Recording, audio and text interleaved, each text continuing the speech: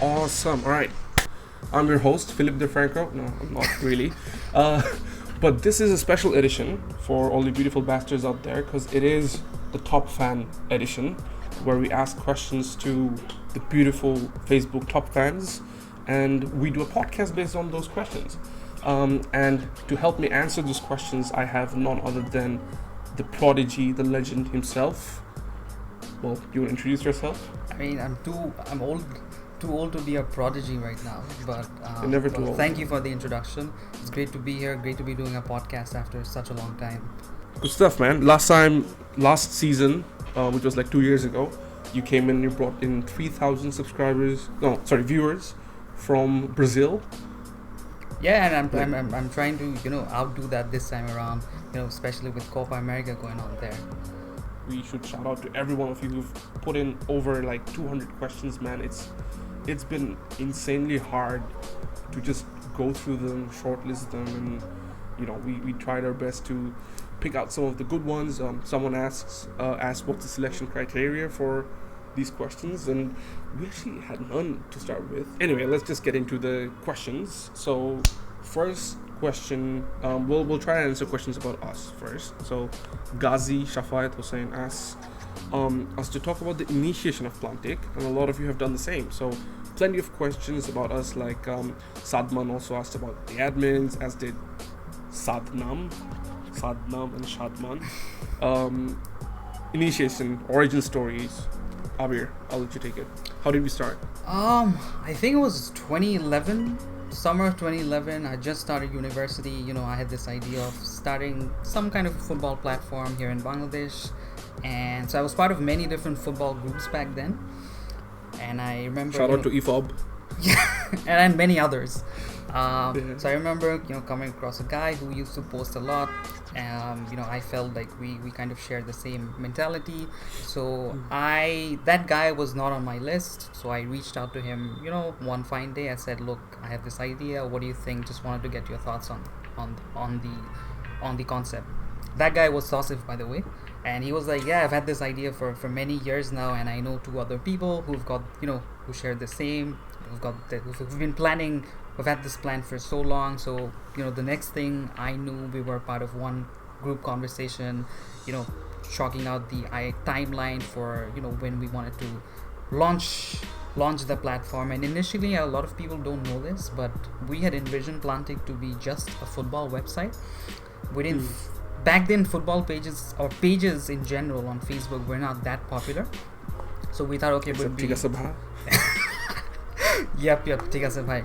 So around we launched the website, I think in August 2011. The four of us, we were very fortunate that some of our friends were generous enough to contribute to Plaantik early on. So they used to put in tons and tons of effort to do like 1,200 word pieces on tactics, match previews, analysis, past matches, etc. And that went on for like I think 3, 4, 5 months. But soon we realized that the ROI of our effort was, we were putting a lot of effort into the pieces, but not a lot of people were reading them. And we soon realized that maybe it was time to kind of think of a different strategy. So that was when we started focusing more on social media. Initially, posting like snippets and excerpts from interviews, doing some trivia questions, posting customized posters, trying different things. Basically, it was a spaghetti strategy, like trying to see which strategy worked. And then that went on, I think, for 4 or 5 months. I would say the coming of age for us was when we got that shout out from Andrew Leslie and John Dykes on ESPN. And that kind of really made us realize that the expectations were really high now. And because until then we were all in university, it was a side thing. Whenever we had free time, we were posting. Whenever we didn't have free time, everything was quiet. Like, for example, during our semester finals, it was like there was deathly silence on Plaantik. And then as soon as the semester break started, then we were back. We were posting 24/7. So I think that was a major inflection point for us, because that was when we realized that so many people had high expectations from us, and we couldn't just completely abandon this. We had to keep going, and we felt that we were contributing to to football in Bangladesh. We were trying to help. We were making certain things popular. We were trying to present football in a way that hadn't been done before. So that really, that was a major boost for us. And yeah, I mean, the rest is history. For sure. Just to add to that, yeah, I think I spoke to Orni, who's still with us, and Majid, the founder of UFA back then, who's not with us anymore at Plaantik. So all four of us just kind of got together, and it was just a few of our friends who added on, and it was this incredible energy of just wanting to do stuff for football, and it was like 8 years ago now. And it's insane to think how far we've gotten from just being kids and just having this goal. We are not by any means like Bleacher Report or a big agency or a big media company, but it does, it was growing with you guys, growing as Plaantik, and growing with each other. That was probably the biggest biggest takeaway, for sure. But to carry on with those questions, I think a few more asked about the future. I think Rabia asked about the future. Hasib asked us about what do we do outside of Plaantik, how the page runs, how do you create content. If you look at what we want to do, it's kind of divided into two categories. So real life events and also digital stuff. So from the digital stuff, we want to create more original content on, say, YouTube and other stuff, where we want to do more of the stuff that, say, others are doing, like interviews or documentaries and things like that. And then for the physical side of things, you want to have more events like we did with Dough on the Go for the Champions League, or just simple fan activation events and things like that. So that's kind of what we want to focus on for next season. But going on to a few more questions about us, Tarikul asks, Plaantiker admin panel সবাই কি United fans নাকি? 47 reactions with a lot of... Okay, that's probably a joke. We'll go on to the next question. Okay, Milham asks, what's with the Man United obsession? Alright, next. Okay, alright. I think we've got plenty of questions that are similar to this whole biasness. But yeah, we'll tackle this. Look, it's not the first time we've been called biased. In fact, I think last 8 years or so, we've had these little cycles, right? Sometimes people will say we're biased towards United. Sometimes else we're biased towards Arsenal. We're anti-Liverpool apparently. Over this year, we're supporting Barcelona. We're supporting Real Madrid. It's every few years there's been a cycle from what I've seen, and I feel from our end it's never been intended towards that. So I think someone asked that can we say confidently if we're not biased, and I can definitely confidently say we're not biased. I think Arif asked that question only because, first of all, we've got a team of 19 people who don't support United. So it's not like all of us United fans. It's a totally different dynamics of supporters in this whole team. So to say that say someone's supporting this and then pushing it out on Facebook, it's just not true. What might happen sometimes, and we realize this ourselves, is if some team is doing well, we see their fans also feel a lot stronger about what we post about them. So if we post something negative about a team that's not doing too well or hasn't been doing too well, you won't see as much backlash as you would see someone who's doing well. That's something that I've picked up. I don't know if Abir agrees with that, but yeah, from our angle, it's never been that mentality. Even the Facebook team, I don't think there's there's probably one United fan in our Facebook team. Like, I don't post, Abir don't post as much. So it's like the Facebook team that we have, it's a mix of United, Barcelona, Real Madrid, Chelsea. Like the whole team is a whole mix of supporters. So at least from our end, it's never been that mentality. So that's all I can say.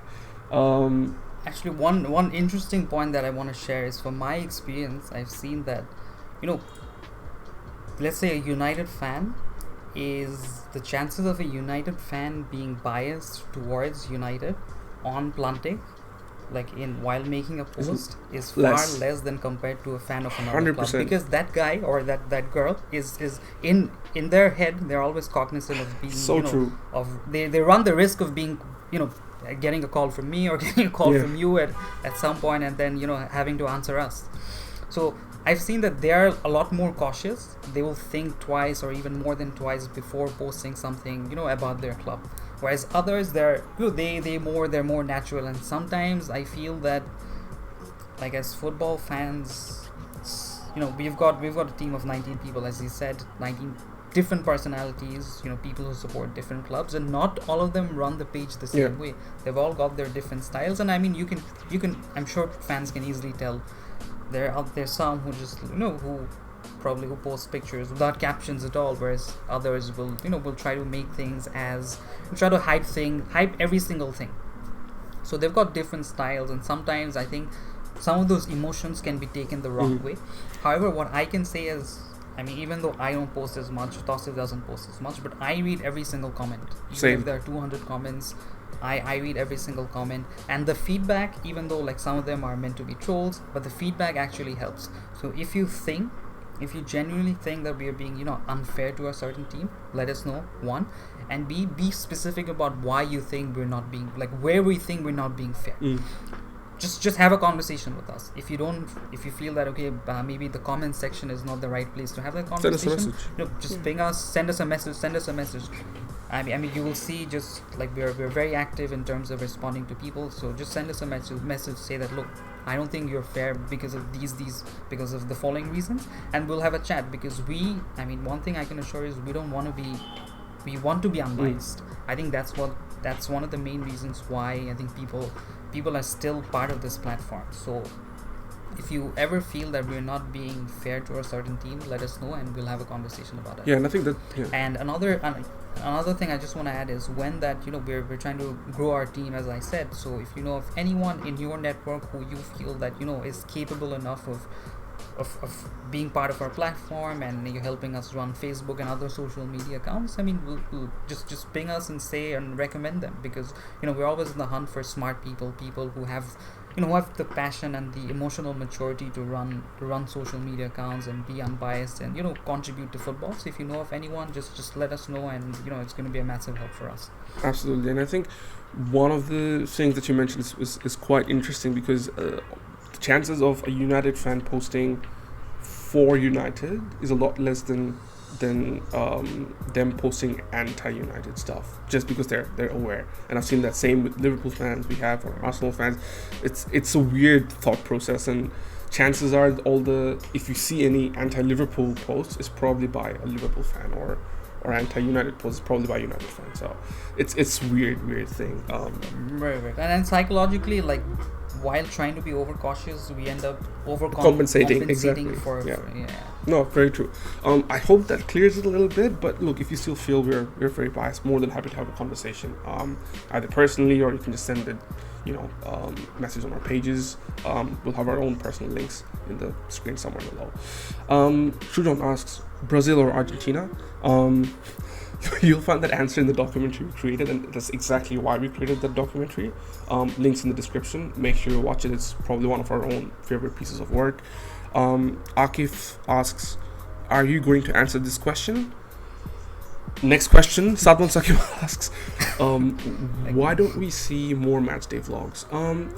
I think that's something honestly we enjoyed doing a lot, but just like these podcasts, it did take up a lot of resources. So Orni, as you know, who's also a co-founder, she would do most of these, but it takes a lot of time, money, effort, and like I said, like Abhi said, we don't actually make as much money as you might think. It's actually all voluntary. Like, we don't make a dime out of what we do. So costs of the traveling, costs of the tickets of the games, and just editing afterwards, and live getting in the way. It's just not as practical sometimes, but we do want to bring it back. It's something we enjoy doing a lot, so hopefully in the future you might see two more of these. Also on that, if anyone listening is interested in covering a match, if they're going to a stadium and if they're interested in doing a vlog, and if they're passionate about this, just let us know. I mean, we can tag you along with some absolutely members of our team, and it can be a collaboration. If you've got a good personality, we're more than happy to put you on camera and take the lead and really hear your story out. So there's that.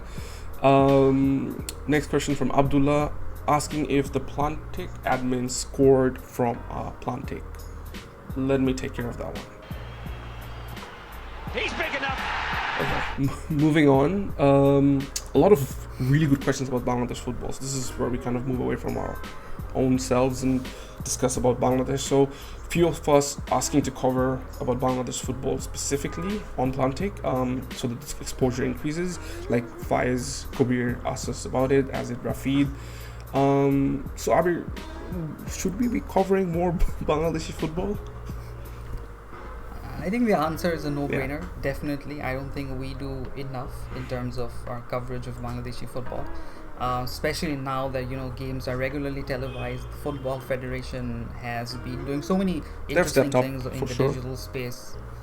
They're covering matches on a regular basis. If you go to the website, you can stream the matches, you can watch the matches on TV. So that whole excuse of not having, not the BFF not doing enough for us probably does not hold true anymore, because they're making a lot of investment, they're doing lots of cool things.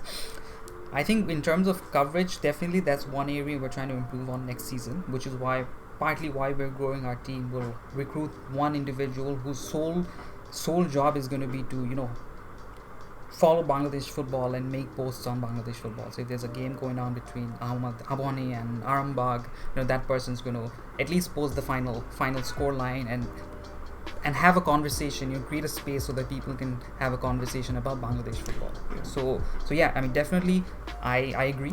I don't think we do enough, but that's one area that we're really keen on improving and changing. I think things. Just on that, I think we have covered, I would be inclined to say that we do cover a lot of the national team stuff a lot more regularly than the league stuff. I think we follow the national team a lot more regularly whenever they're playing, even the under-19s, the female football team.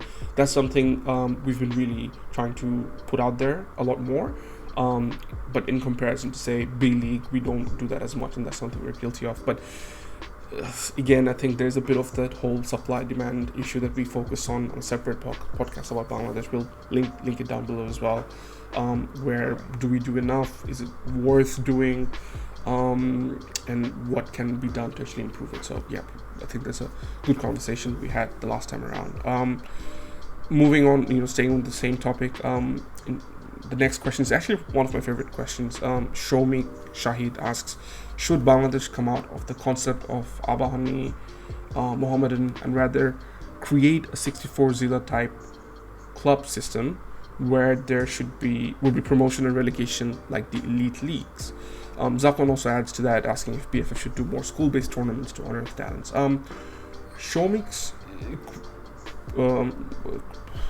the advice or the resolution of having a club system with all the different Zilla types and creating a league, I think, is definitely something that should be done, but whether it's practical is the question.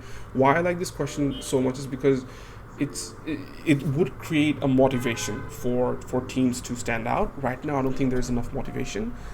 Even if it's not Bangladesh based, like let's think of like a super league that combines, say, Bangladesh, Pakistan, India, and it's almost like the Champions League. Like a lot of the reason why there is this top 4 battle between clubs in Europe is because they want to play in a bigger elite league and become the champions of Europe. So if we had something like that for the Southeast Asian countries, I know we've got the AFC Cup, but I think something more regional, even if it's just a 3-nation thing, I feel would bring a lot more hype and interest. And there were talks about that a few years back, from what I remember, that never materialized. But something like that I feel would be very motivational and would actually make sense for clubs to invest in, because you get more of a prize money, more of a motivation, more glory and things of that sort. So we can actually touch onto that a lot more down the line, but that's what I feel. As for BFF doing more school-based tournaments, like Abir said, I think BFF has been doing a fair bit. Even when I was in Bangladesh growing up, I remember playing in leagues supported by the BFF, so that was like a cool thing. Of course, they should be doing more, but again, I think it's a lot deeper than just doing the tournaments. There's a lot more stuff that needs to be sorted in terms of the structure, the payment system. Would parents be willing to give their child into a system where they can become professional footballers as opposed to doing something else? So it goes beyond just that. So yeah, it's a long-term game. That's what I feel anyway. Tasin Tasdid asks, can Bangladesh football team bring glory in future considering their improved performance in recent months? What's your opinion? I think we kind of touched based on that in a few ways in this last question. Abir, did you have anything? Also, I mean, depends on like what your definition of glory is. I think we're making incremental improvements. I mean, as I said, a lot of good things are happening. I think the qualification that we secured for the next round of the World Cup qualifiers was an important step, sure, because at least it guarantees us, a certain number of matches over the next 1.5 years, and that itself is going to push us to higher standards. I mean, imagine just being just training for the games ahead. So that is going to bring in a lot of changes, and then we've got a fantastic coach. He wants to do lots of interesting things. The BFFs, collaborating in many different ways with the AFC, with even the FA. I mean, as a matter of fact, we recently met 2 British Bangladeshi FA coaches who were here for some work in Cox's Bazar. So there's a lot of collaboration going on amongst BFF and other federations or other organizations. The league, as I said, has improved a lot. There's a lot more money in the game right now. So absolutely, I think football right now in Bangladesh is better than where it was 5 years back, or where it was when Plaantik started. Yeah. Here's a good one. What is your take on giving citizenship to quality foreign players and playing them in the national team football in Bangladesh? I think if the players of Bangladeshi origin, like Jamal Bhuya or Joseph, who broke into the scene a few years back, I mean, it's a no-brainer. Definitely, they're eligible. If they're good enough, they should be. We should accept them with open arms. If let's say if it's a naturalized Bangladeshi, if it's an African player who's moved to Bangladesh and wants to play for the country now, has become eligible, I think it's a slightly gray area. On a personal level, I don't see too much of an issue with that. I mean, if the player is good enough, if the player is not going to be a problem for the dressing room. If the player is going to add value to the team, and as long as he's eligible, I don't think that should be too much of a problem. And BFF, I think, is fairly flexible and has kept its door open for foreign players. So I mean, it's subjective, and I can understand why some people may not like it, but I mean, that's the nature of sports right now. Good example right now with the Cricket World Cup going on is look at Jofra Archer, from West Indies to England. I think on a personal level, I'm cool with it. Yeah, same. I think it can only help the football right now, and I don't think there should be any elitist level of thinking for something like this. So no, for sure. Moving on, Shia Brown asks, were Ross and Rachel really on a break? That depends. Like, would we have asked this question if Ross didn't really sleep with that girl? So I don't know, something to think about. Noor Limon asks, do you think Chernobyl's better than Breaking Bad and Game of Thrones. I think it's like possessive. comparing apples and oranges. I mean, or like a T20 game to a Test match game. Breaking Bad went on for 5 seasons. Game of Thrones went on for so long. Whereas it's a lot easier to create a mini 8 series seasons. with 5 episodes, which is another reason why True Detective season 1. I mean, one of my favorite shows that was so good. So it's a lot easier when you're creating a mini series, but when you have to be consistent for 5 seasons, it's a different ball game. And I mean, for me, I would put Breaking Bad as number 1 because for me, it just peaked at the right moment and it ended at the right moment. So that's something you don't get with a lot of shows now. Oh well, I'm psyched for Mr. Robot's latest one, so that's one. Next question: any plans to expand your user base to more than just Bengali? I think our user base or fan base goes beyond Bangladesh right now. I mean, we've got fans from different countries. We don't post in Bangla, we post in English because we want to cater to a global audience. We want to tell our stories to a global crowd. So I think we're doing it already. Maybe there are some Bangladesh specific posts that we make that may not be relatable to people outside of Bangladesh, but I mean that's probably just 10%. But I mean we do it for our fan base. We're predominantly Bangladesh based page, and we want to remain that way. But I think like if you're outside of Bangladesh, you could still participate in our conversations. For sure. But yeah, I think a lot of the content we want to create, original stuff on YouTube, would be and are already catered towards an international audience. So so thanks for the question. Rahul Chaudhary, shout out to main man Rahul. Thanks for being with us, man. He's like one of the OGs of Plaantik. OGs for sure. He asks, how positively or negatively is social media affecting the current generation of footballers' loyalty to the clubs, and also their mentality towards giving it all and caring about winning for themselves, for the teams, and for the fans. Good question. And I think Rafsan, also shout out to Rafsan, the Football Leaves cast from 2014. He asked about the haha reaction affecting modern football, as did Ranjan. So basically a question about social media and how it affects football and how the haha react affects the modern football. Honestly, if there was no social media, there wouldn't be a Plaantik, so we can't really say too much negative about social media, but I understand where it's coming from. I think it's more of a generational thing rather than a social media thing. In the great words of Gary Vaynerchuk, he says social media exposes who you are, not who you want to be. So, and in a way, if you're a dickhead, basically social media amplifies your dickheadness. I agree to an extent, but it also affects, like, it may some people might actually be attracted towards that lifestyle, and that might affect them. Like, I think recently a lot of the social media generation, like in Pogba and like even the other United players like Lingard and Rashford, they got recently really booted out by the United fans, from what I saw in other places. So people do tend to look at it in a negative way if you're talking too much on social media. And I think someone was comparing like Salah, who's 27 years old, who's very calm and collected, compared to Lingard, who isn't calm and collected and just goes on and on about social media. So it does affect your perception as a player. As for your mentality and attitude, look, Rio Ferdinand and all the other, like Patrick Vieira, Roy Keane, they all used to say that it shouldn't be, like social media shouldn't be a thing for the fans, for the players. I don't know. I think there's a fine line. I think there's a fine balance of who, how much. It's just like, your own work. Like, should you be focused on social media if you're at work, kind of thing?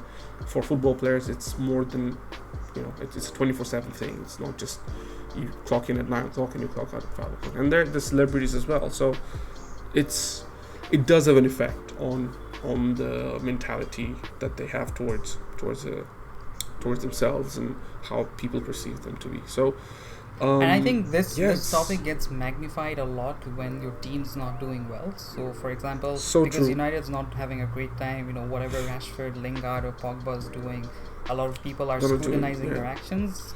Pogba was posting on a regular basis during the World Cup, last year wasn't much of an issue for France fans. So I mean, while I agree with you, I think these are things.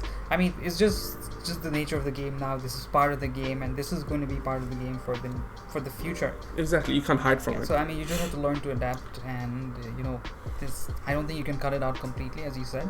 You just need to strike a fine balance. Exactly, there needs to be some sort of club mandated policies, as would like big companies would have for their employees, but you can't just completely cut it out. I think that's just not fair or right. As for haha reactions, it goes beyond football. Like I think a lot of people, I think the meme generation or whatever you call it, it does have an effect on how we perceive real life events. Like we can laugh about like a tragic event like Chernobyl now after 20-30 years, but we don't do the same for tragic events happening now. Like what is a cutoff line to start joking about it, to put haha reactions on someone's misfortune? It's a very blurry line these days. So in a way, it is probably having an impact on people's empathy. Like sometimes when we post something serious, we see a lot of people just going haha, and we go like what can you do? You can't just tell anyone to do something different. So I don't know, man. It's just don't haha react on this post. That's all.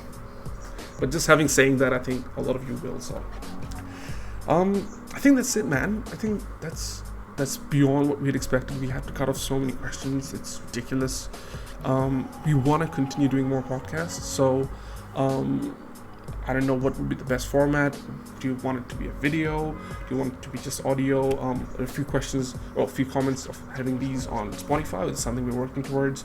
But we want to do more podcasts. We enjoy it. We enjoy talking to you guys. But what we'd love for you is, like subscribe to our YouTube channel, just go onto our Instagram and show the support. You can follow us individually as well. We'd love to have a chat with you on how we can improve Plaantik. So, yeah, that's it from me. Ari, did you have any final words before for the special edition? I'll echo the same things. I mean, if you have feedback for us, if you've got ideas or suggestions on how we can get better, I mean, feel free to reach out to us anytime. If you're based in Dhaka, then I'm happy to meet you and have a conversation with you. So just let us know. I mean, we're not experts, or we're just like you guys. We're just fans. That's it. So I mean, just treat us that way. We're not always right, and I mean, it's not always possible to be right all the time. So we acknowledge that, and we want to get better. And so just let us know. Work with us, and we want to work for you as well. So yeah. Let's make sure this partnership keeps going from strength to strength. Good stuff, man. With that said, keep calm and don't miss the Plaantik. So we'll see you in the regular episodes, I guess. We'll see you when we see you. Top fans stay being top. The reason why we call it top fans. So, alright, see you guys next time. Ciao. Whew.